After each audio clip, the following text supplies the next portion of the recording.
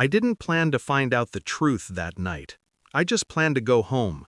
I remember the taste of burnt coals from the barbecue still on my tongue, the laughter of my family fading behind me, and the faint ringing of my phone, her name glowing on the screen. Wife. I let it ring. I didn't know she was with him. What I do remember is the crash. Metal folding, glass exploding, my ribs collapsing inward like a paper house set on fire. The paramedic said I kept asking for her, the one person who wasn't thinking about me at all.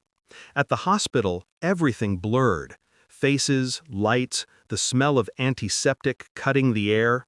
But her voice stayed sharp.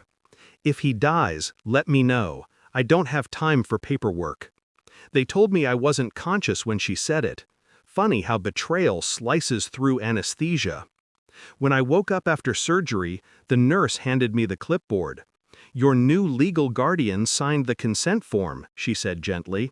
I stared at the name. Not my wife, not my brother. My father. A man I hadn't spoken to in years. A man she hated. And that's when I knew. She'd abandoned me. And she hadn't done it alone. Before everything rotted, she used to look at me like I was her safe place. We met when we both had nothing, secondhand clothes, borrowed dreams, hearts too open for our own good. She held my hand like she was afraid someone would steal me. Back then, my brother envied it. He told me I'd won. I didn't realize he meant her.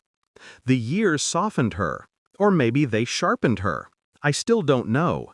But I remember the shift, the way she started guarding her phone, smiling at nothing, coming home smelling like a hotel lobby's perfume and guilt. I didn't react. I observed. People think heartbreak is loud, but mine was quiet, methodical, like someone slowly packing bags before leaving a burning house. The first clue was a hotel receipt that wasn't mine. 2 glasses, 1 room, a date that matched the night she claimed she was working late. The second clue was my brother's cologne on the passenger seat of her car. The final clue? The night of the family party. The way they exchanged glances across the room when they thought no one noticed. I noticed, and I kept smiling.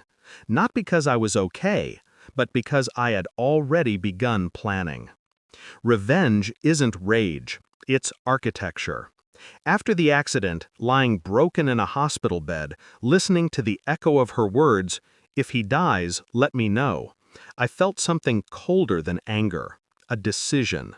The doctor said it would take weeks to walk again. I learned to stand in 5 days. Pain teaches you the language of endurance. I didn't confront her. That would have given her too much power. Instead, I called a lawyer, then a financial advisor, then my father.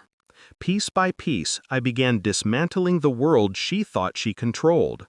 I moved every asset into a trust she couldn't touch. I blocked her access to my accounts, quietly. I removed my brother from the family business, citing conflict of interest. Then, I filed for divorce. But I didn't serve the papers. Not yet. I needed the stage set. I needed her comfortable. I needed her predictable. The confrontation came 3 weeks later, at another family gathering. Same house, same faces, different me. I walked in without a cane. She looked surprised, like she had forgotten I was supposed to be half dead. My brother froze when he saw me. Guilt always moves slower than innocence. I waited until everyone was seated. Then I placed the folder on the table. "What's this?" she asked. "Guardian records," I said. "The night of my surgery." Her face drained. "You weren't there," I continued, "but someone else was."